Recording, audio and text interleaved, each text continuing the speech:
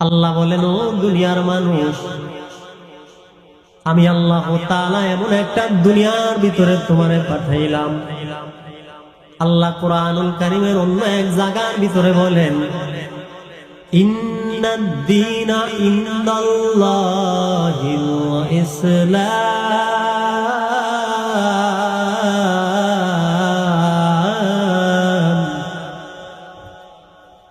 আল্লাহ তাআলার মনোনীত ধর্মের নাম হচ্ছে ইসলাম।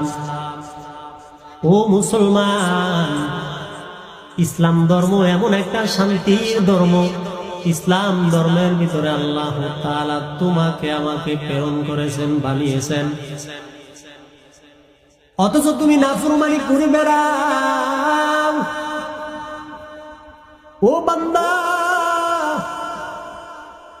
নাফরমানি করিও না, করিও না।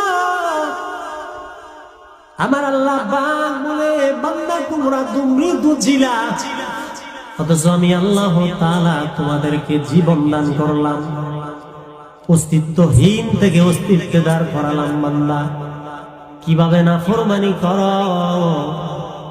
এই দুনিয়াটাই কিন্তু তোমাদের শেষ নয়, আখিরাতে একটা জিন্দেগি আছে, কোনদিন জিন্দেগি শেষ হবে না।